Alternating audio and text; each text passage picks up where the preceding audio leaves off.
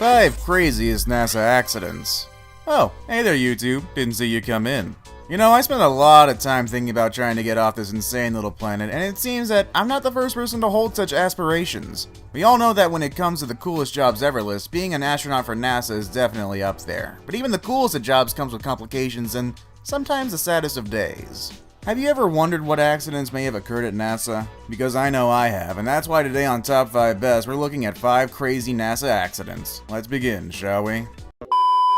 Make sure to hit that like button. Let's aim for 10,000 likes. Also, make sure to subscribe to the channel for the best top 5 videos. If you do hit that like button and you subscribe to the channel, then let me know down in the comments below. I'll be replying to 100 of you. So if you want a good chance of me replying to you, make sure you're one of the first people to watch my videos by turning on notifications. Number 5. Antares. Just seconds after lifting off the Wallops Island launch facility in Virginia, the Antares Shuttle, which was developed by Orbital Sciences, exploded into a million pieces in a scene that looked like something from a blockbuster movie. Thankfully, no one was injured or killed. This shuttle, which was pegged to fly out on a mission on the International Space Station, was carrying robots, and apparently Orbital has a contract with NASA worth $1.9 billion to launch 8 separate cargo missions.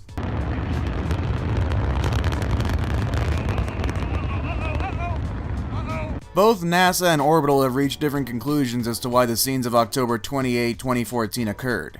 NASA's report determined that there was an explosion in one of the liquid oxygen turbopumps of Antares, 2 AJ-26 engines, and apparently this is why the vehicle lost propulsion and crashed into the ground with a blaze of fire. Orbital's report challenged NASA's dissection of the incident and claimed that the engine failure was due to a defect in the construction of the turbopump.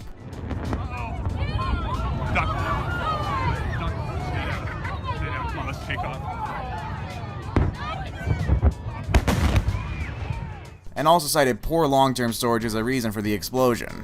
Don't worry.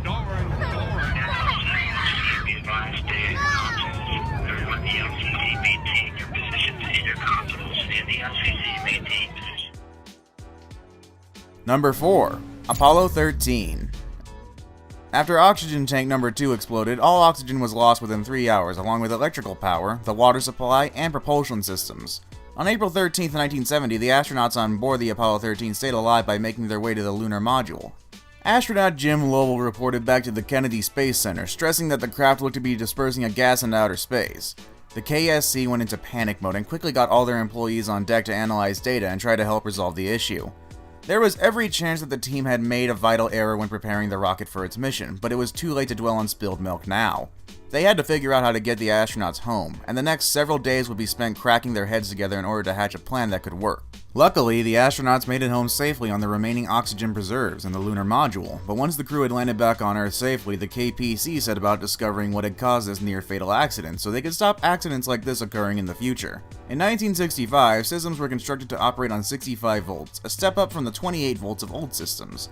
This year marked a point of change in rocket designs, and modules were designed to accept both 28 and 65 volts. In relation to the Apollo 13 accident, each tank contained a thermostat to monitor the heat inside the tanks and stop such instances occurring. It was the manufacturer of these thermostats that never got the memo about multi-voltage systems, and this could have been the cause of the exploding oxygen tank. They also made a movie out of this event. It's pretty good. I'd say go check it out personally. Number 3. Apollo 1. Unfortunately, on the first ever Apollo attempt, the lives of 3 astronauts were claimed during a fire outbreak on a pre-flight test. On Friday the 27th, 1967, Gus Grissom, Edward White, and Roger Chaffee made their way into Apollo 1. Once in position for the pre-flight test, Chaffee expressed that he could smell fire to the crew. Moments later, a panicked Edward White stressed that there was indeed a fire in the cockpit.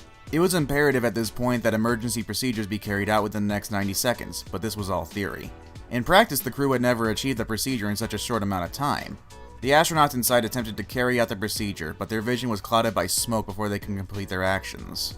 Technicians sprinted for the craft, but before they could reach it in time to try and save the astronauts, thick clouds of black smoke oozed out from within the destroyed module. This was a warning sign most heeded because this fire could have well set off the escape system located at the top of the Apollo, and if this had happened, the entire service deck could have ended up engulfed in flames. Many ran while others decided to take the risk in a bid to save the astronauts, but their efforts were driven back by heat and clouds of poisonous smoke. When they eventually got the hatch open, the astronauts inside had already died from carbon monoxide poisoning. Doctors who arrived on the scene shortly after the incident treated 27 men for smoke inhalation and 2 were taken to the hospital. Number 2. Columbia. In 2016, NASA revealed that the doomed Columbia crew were spared the knowledge of their own demise. Their shuttle was heading back to Earth after a 16-day science mission, but due to damage to its left wing, the shuttle exploded above Texas on February 1st, 2003. The 7 astronauts on board, Rick Husband, Laurel Clark, David Brown, Michael Anderson, Kaplana Chawla, and Ilan Ramon were all killed instantly by the blast. In the wake of the tragedy, low-status engineers at NASA told the press that they had tried to inform NASA seniors of problems with the shuttle, but their calls for alert had been ignored. Upon an examination of the launch footage, insanely, a chunk of foam the size of a briefcase was found to be at the root of this disaster. Whilst the shuttle was taking off, the piece of foam crashed into the wing and left a dent in the protective tiles on the shuttle's outer layer. And this is what caused Columbia to explode upon re-entry. Booster ignition and liftoff of Space Shuttle Columbia with a multitude of national and international space research experiments. 1 minute, 26 seconds into the flight. Columbia 10 miles downrange, 13 miles in altitude, traveling at 1,800 miles an hour. Away from solid rocket booster separation, everything looking good on board. The astronauts being alive upon re-entry was deemed impossible by NASA staff, so they opted not to inform the astronauts contained within the shuttle that they were about to die, deciding that panicking the crew would be unfair because there was literally no way of fixing the shuttle's issues. Number 1. The Challenger. 90 seconds and counting. The 51L mission ready to go. After 24 successful mission launches, this was the last thing NASA or anybody watching at home expected. Developed in support of a program called Teacher in Space, it was a mission born of a love for knowledge, but it ended in utter disaster. The Challenger's launch was delayed for 6 days due to cold weather conditions that were affecting the launch pad, and NASA should have heeded the warning signs as it seems to be the very cause of what went wrong. The events of earlier today have led me to change those plans. Today is a day for mourning and remembering. Nancy and I are pained to the core by the tragedy of the Shuttle Challenger.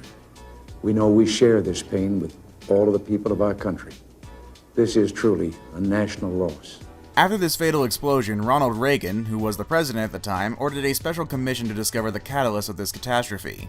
Upon investigation, it seemed that a component of the rocket booster called the O-ring had failed due to the cold conditions, and because of this, the rocket exploded just 73 seconds after liftoff over Cape Canaveral in Florida.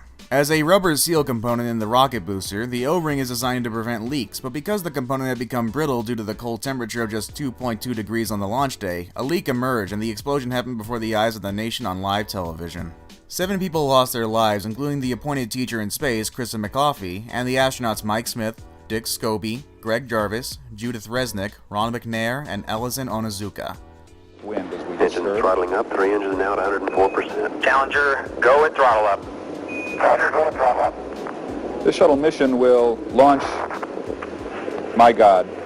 1 minute 15 There's been an explosion. Velocity 2,900 feet per second. This is not standard. This is not something that is planned, of course. I can see a solid rocket booster has broken away from Shuttle Challenger. That's what you're looking at in the middle of your screen.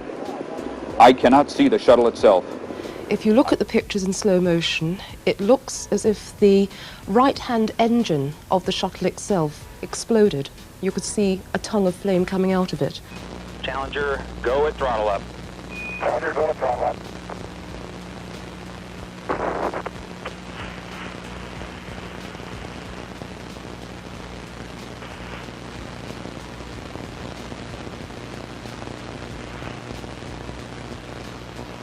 Fido trajectory.